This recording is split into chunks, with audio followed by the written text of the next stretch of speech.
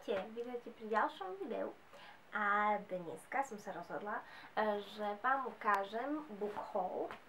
Mám tu pár knížiek, bola som v Martinuse a zo pár som si ich kúpila, dostala som túto krásnu taštičku, takže som sa rozhodla, že vám ich dneska ukážem. A ak ste náhodou niekto už z týchto kníh čítali, povedzte mi, či je dobrá. Ja už mám jednu prečítanú, poviem vám, či bola dobrá. Tak poďme na to. Ako prvú knižku tu mám Trón zo skla. A o tejto knižke neviem veľa, iba som o nej počula veľa dobrých slov. Je to o nejakej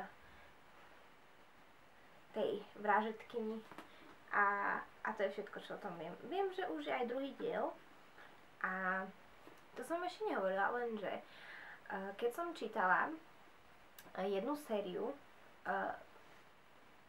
Siročne slečny Peregrinova pre podivné deti, to bol prvý diel, a druhý diel nevychádzal strašne dlho a teraz neviem, už možno asi pred nejakým rokom vyšiel. Ale proste čím dlhšie som čakala na tú knihu, tým menej som sa tešila na pokračovanie a nechcem, aby sa to stalo s inými sériami, a tak som sa rozhodla, že si furt kúpim prvú knihu.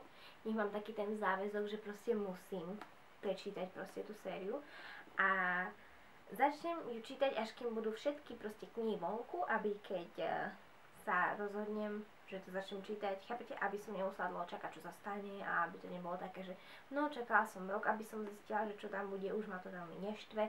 Proste chcem mať aspoň také 2 knihy v sérii, aby som mohla proste začať čítať.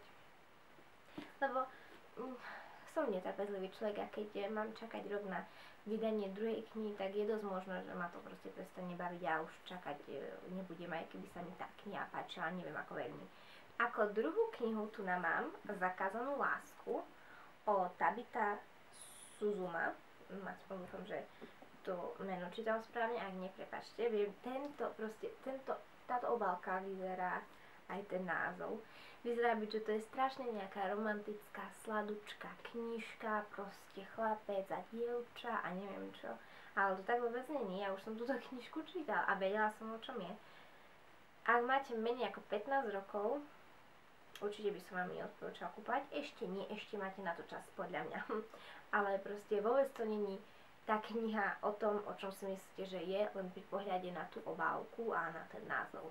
A musíme povedať, že keď som tú knihu dočítala, bola som asi možno 1 alebo 2 kapitoly pred koncom, som plakala tak, ako ešte pri žiadnej knižke. Pardon, Maggie. Som plakala tak silno, ako ešte pri žiadnej knižke som nikdy neplakala. Nevedela som prestať.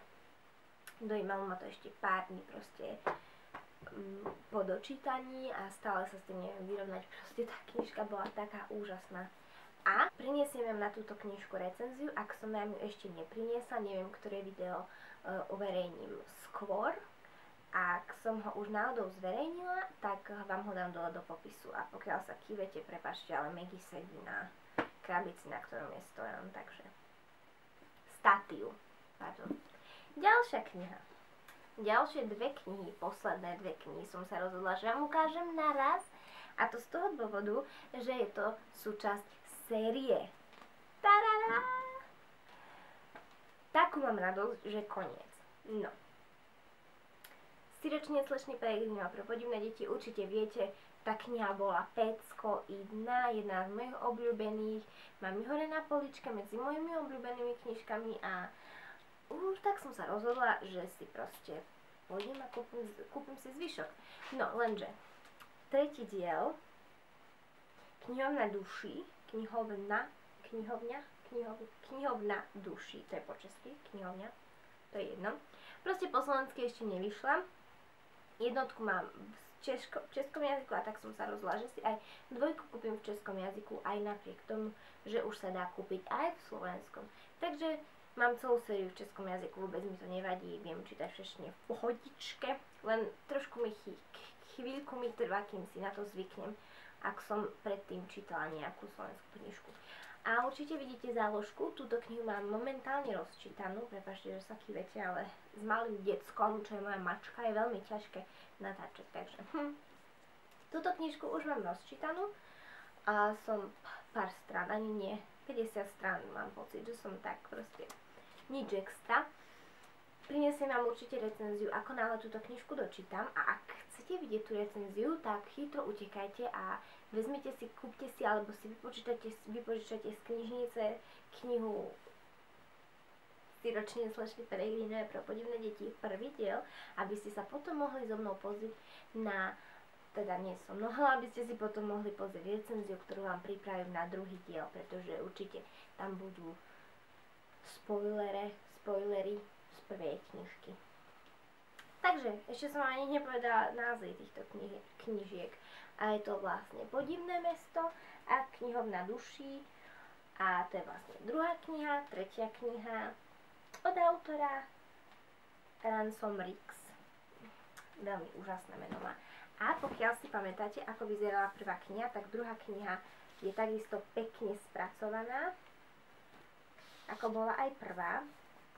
Lenže moja šikovnosť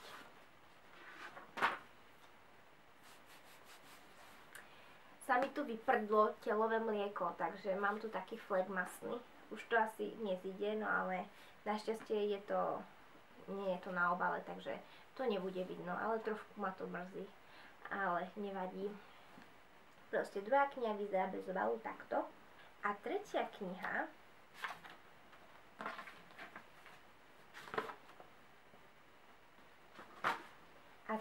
vyzerá bez obalu takto. Takže už to tu je popísané všade možne, nie len pekne proste v strede, viete, ako to bolo v prvej a v druhej knižke. Neviem čo sa tam bude diať, neviem, aký to má dôvod, ale proste tie knižky sú úžasne spracované, takže sa na nich určite teším. Dobre, to bol môj book haul. Určite divné video po takejto dlhej dobe nenatáčania, ale dúfam, že sa vám video páčilo a uvidíme sa pri ďalšom.